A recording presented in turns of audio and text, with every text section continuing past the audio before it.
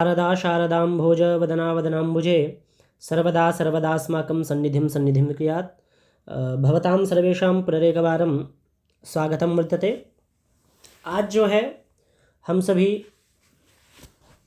जो परीक्षाएं हमारी यूजीसी नेट इत्यादि की, शिक्षा शास्त्री CUET इत्यादि की जो परीक्षाएं होती हैं, उन सभी परीक्षाओं के निमित्त कुछ प्रश्नावली आज हम सॉल्व करेंगे। कुछ प्रश्नों को हम देखेंगे और उसी क्रम में यह प्रथम कक्षा जो है आप सभी के लिए लेकर के आया हूँ। चलिए प्रारंभ करते हैं। इसमें दर्शन, व्याकरण और वेद से संबंधित कुछ प्रश्न होंगे। तो सबसे पहला प्रश्न हमारा है, सांख्य दर्शनस्य प्रवर्तकः कः? सांख्य दर्शन के प्रवर्तक कौन है?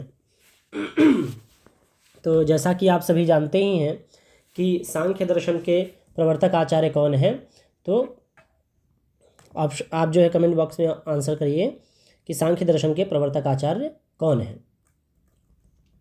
चलिए, कपिल मुनि जो हैं सांख्य दर्शन के प्रवर्तक आचार्य हैं, आचार्य कपिल मुनि। इसके बाद नेक्स्ट प्रश्न क्या है? अगला प्रश्न है, सांख्य कारिकायाः कर्ता कः? सांख्य कारिका यह जो ग्रंथ है, इसके कर्ता कौन है, इसको लिखने वाले कौन हैं? तो आप सभी जानते हैं आचार्य वाचस्पति मिश्र जो हैं, क्षम्यतां ईश्वर कृष्ण जो हैं, उन्होंने सांख्य कारिका की रचना की है। किसने की है? सांख्य कारिका की वाचस्पति मिश्र जो हैं, इन्होंने सांख्य तत्व कौमुदी, ठीक है, किसकी रचना की? इन्होंने सांख्य तत्व कौमुदी नाम की जो है टीका लिखी है सांख्य कारिका पर। अस्तु, आगे चलते हैं।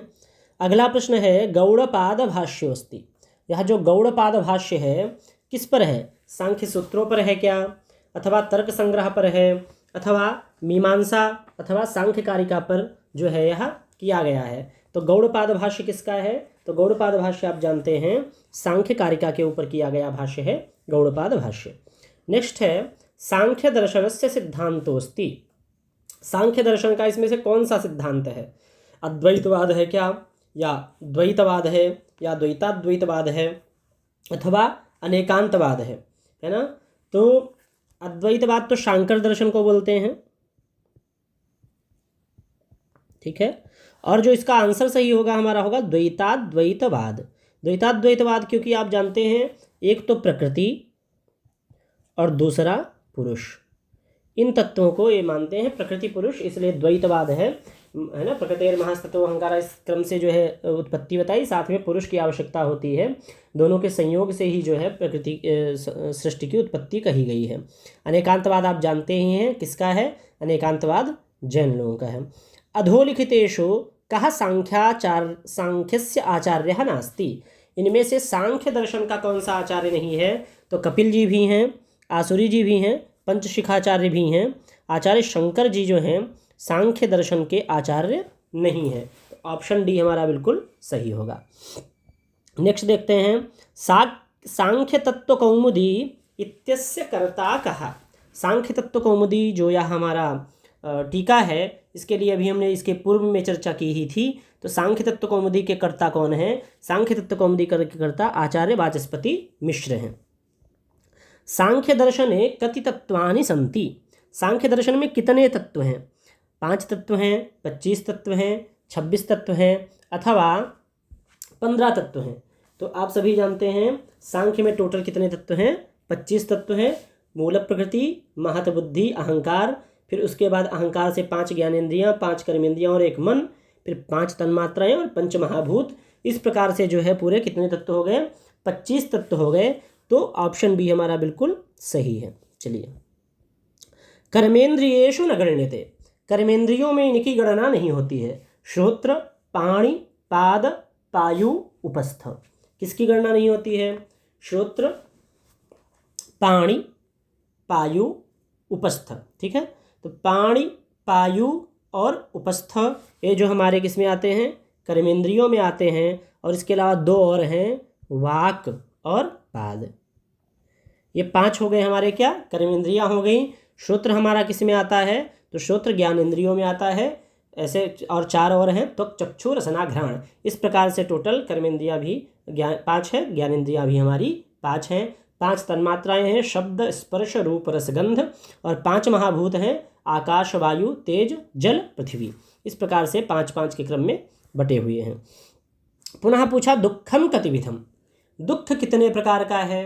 तो दुख 3 प्रकार का है, आध्यात्मिक, आधिदैविक, आधिभौतिक, इसलिए ऑप्शन सी बिल्कुल जो है सही है। सत्कार्यवादः कस्य सिद्धांतः, सत्कार्यवाद जो है यह किसका सिद्धांत है? शांकर दर्शनस्य, वेदांतस्य अस्ति, नास्ति कपिल दर्शनस्य अस्ति, कणाद दर्शनस्य अस्ति, गौतम दर्शनस्य अस्ति।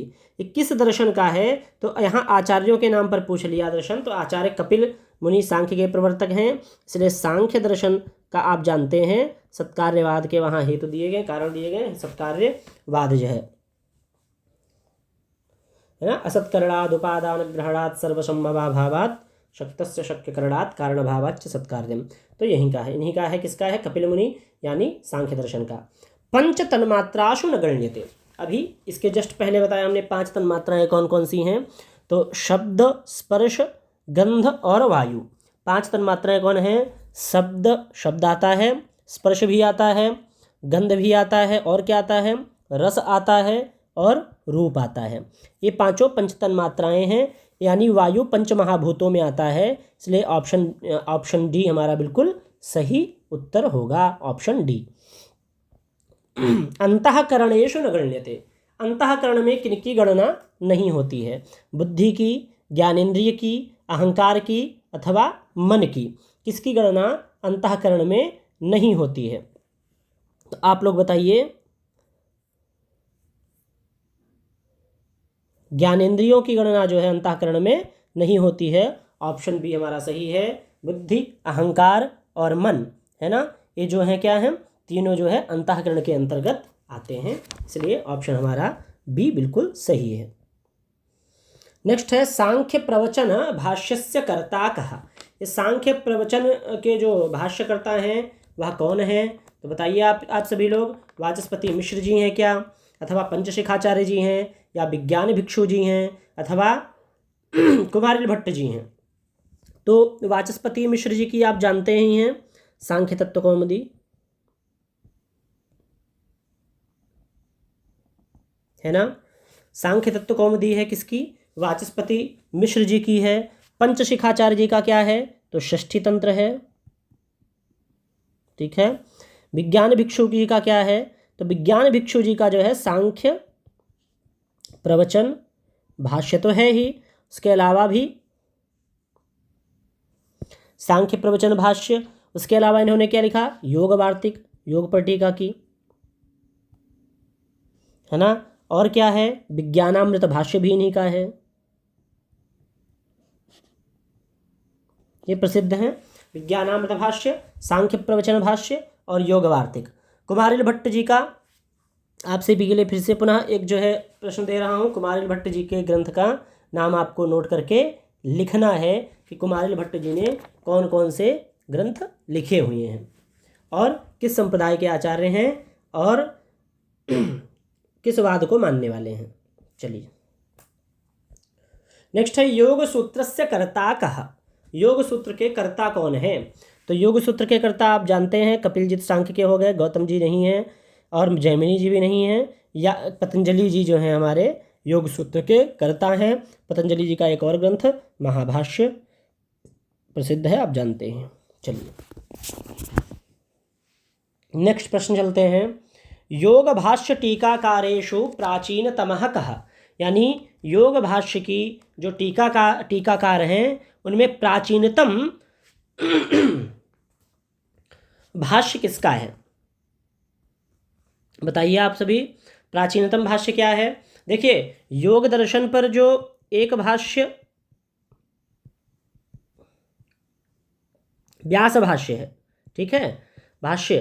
टीका में पूछा जाए भाष्य, योग भाष्य पर जो है, योग भाष्य के टीकाकारेषु प्राचीनतमः कः, तो इसमें यदि आपसे पूछ लिया जाए कि इनमें प्राचीनतम कौन है, तब थोड़ा आपको ध्यान देने योग्य है।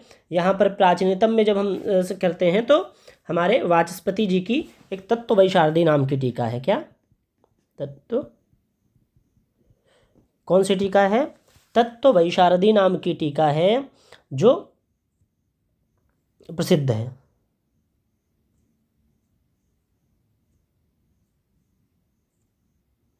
अस्तु, आगे चलते हैं।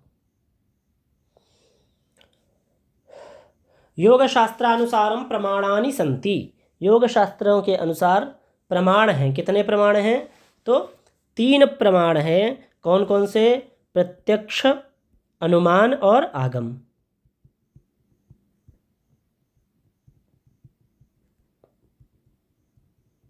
ये 3 प्रमाण है, प्रत्यक्ष प्रमाण, अनुमान प्रमाण और आगम प्रमाण। योग सूत्रे पादानाम संख्या अस्ति। योग सूत्र में कितने पाद हैं? तो 8 हैं, 4 हैं, 2 हैं, 6 हैं। कितने? तो ऑप्शन ए हमारा बिल्कुल सही होगा। Option A. कितने पाद हैं? 4 पाद हैं। कौन कौन से? समाधिपाद है ना, दूसरा साधनपाद, तीसरा विभूतिपाद और चौथा कैवल्य यानी मोक्ष पाद हैं। टोटल सूत्र कितने हैं? तो 195 सूत्र हैं टोटल। हाँ, कैवल्य पाद में कितने हैं? तो 34 हैं। इधर कितने हैं? तो 55 हैं। साधन पाद में जो है इसमें भी 55 हैं। आपको पहला और लास्ट वाला बस याद रखना है 51। तो 51, 55, 55, 34, 195। ठीक है, कितने टोटल हो गए? 195 सूत्र जो हैं हमारे योग सूत्र में हैं। चलिए आगे चलते हैं। योग वार्तिक टीकायाः कर्ता कहा। योग वार्तिक टीका के कर्ता कौन है? तो इसका ऑप्शन होगा ऑप्शन सी, विज्ञान भिक्षु। मल्लिनाथ जी की साहित्य के ग्रंथों पर टीकाएँ प्राप्त होती हैं। व्यास जी का व्यास भाष्य प्राप्त होता है। और हरिहरानंद जी का आप ढूंढ करके लाइए कि कौन सा इनका जो है टीका इत्यादि प्राप्त होती है। चलिए योग शब्दस्य अर्थः अस्ति। तो आप जानते हैं सबसे प्रसिद्ध परिभाषा है योगाश्चित्तवृत्ति निरोधा। तो ऑप्शन डी हमारा बिल्कुल सही हो जाएगा। फिर नेक्स्ट है अष्टांगेषु न गण्यते। अष्टांगों में गणना नहीं होती है, यम की, प्रत्याहार की, आसन की अथवा वैराग्य की। तो आप जानते हैं अष्टांगों में यम, नियम, आसन, प्राणायाम, प्रत्याहार, धारणा, ध्यान और समाधि, ये अष्टांग योगों में इनकी गणना होती है। तो इसमें से हमारा वैराग्य नहीं है, तो ऑप्शन डी हमारा बिल्कुल सही है। आगे चलते हैं। योगे तत्वानाम संख्या कति। योगों में तत्वों की संख्या कितनी है? 25 है क्या? तो 25 हमने अभी पढ़ा था सांख्य में, है ना। और इसका जो है योग में कितने? 26 हैं। कौन सा तत्व एक्स्ट्रा है? तो ईश्वर तत्व जो है एक्स्ट्रा है, इसीलिए इसको क्या बोलते हैं? सेश्वर सांख्य बोलते हैं। क्या बोलते हैं? सेश्वर सांख्य। चलिए आगे चलते हैं। यमाह कति सन्ति। तो यम जो है हमारे 5, 10, 15, 20 कितने हैं? आप आंसर दीजिए इसका। तो 10 नहीं है, 15 भी नहीं, 20 भी नहीं। ऑप्शन ए हमारा सही है, यानी 5। कौन कौन से हैं? तो अहिंसा, सत्य, अस्तेय, ब्रह्मचर्य और अपरिग्रह। ठीक है, ये क्या है? अहिंसा, सत्य, अस्तेय, ब्रह्मचर्य, अपरिग्रह, ये सारे क्या हैं? हमारे यम के अंतर्गत आते हैं। अब देखिए, कहते सत्य बोलने से सत्य की प्रतिष्ठा में किसका लाभ होता है? तो आसन का लाभ होता नहीं, प्राणायाम का भी नहीं होता, कल्पना का भी नहीं, वाचः वाणी का, तत्सन्निधौ वाचः सत्य प्रतिष्ठा, तत्सन्निधौ किम? तत्सन्निधौ वाचः। उदित संज्ञा कस्य भवति। उदित संज्ञा किसकी होती है? तो व्याकरण में आपने पढ़ा होगा कवर्ग, चवर्ग, टवर्ग, तवर्ग और पवर्ग, उन्हीं को बोला गया कु, चू, टू, टू, तू, पू, है ना। ये जो है क्या है? उदित संज्ञक कहे जाते हैं। चलिए, हल आप जानते हैं व्यंजन है। और अच्छा, हमारे क्या हैं? स्वर हैं। चलिए, योग दर्शनानुसारेण महाव्रतेषु न गण्यते। योग दर्शन के अनुसार महाव्रतों में किसकी गणना नहीं होती है? अहिंसा, ब्रह्मचर्य और अपरिग्रह, है ना।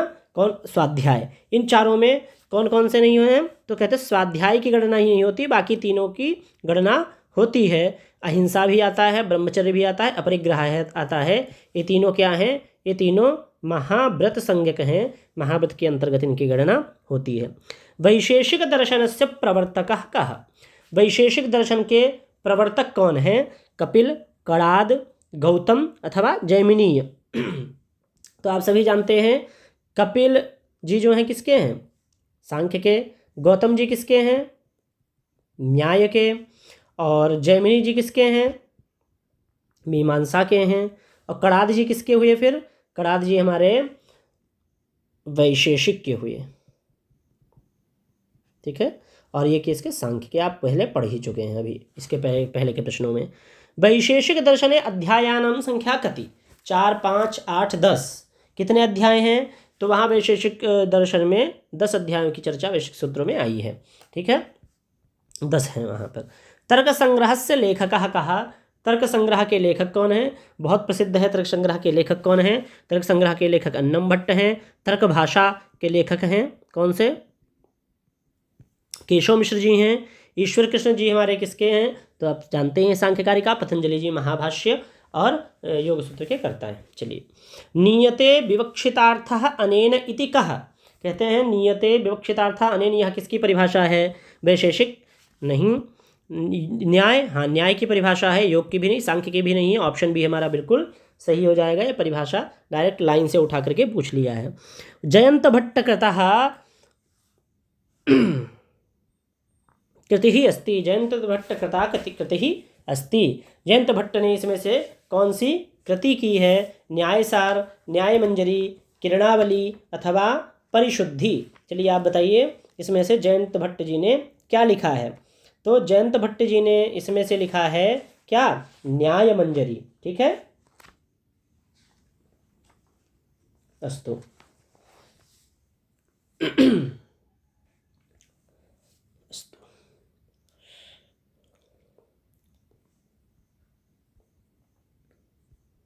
हाँ, पुनः प्रश्न पूछा, तात्पर्याचार्य नामनः कः प्रसिद्धः? तात्पर्याचार्य के नाम से इसमें से कौन प्रसिद्ध है? तो आप जानते हैं एक वाचस्पति मिश्र जी जो हैं वो तात्पर्याचार्य जी के नाम से प्रसिद्ध हैं, क्योंकि न्यायवार्तिक पर, किस पे? न्यायवार्तिक पर इन्होंने क्या की? तात्पर्य टीका की। ठीक है, तात्पर्य नाम की टीका लिखी, जिसके लिए इनका नाम ये जो है तात्पर्याचार्य नाम से प्रसिद्ध हैं।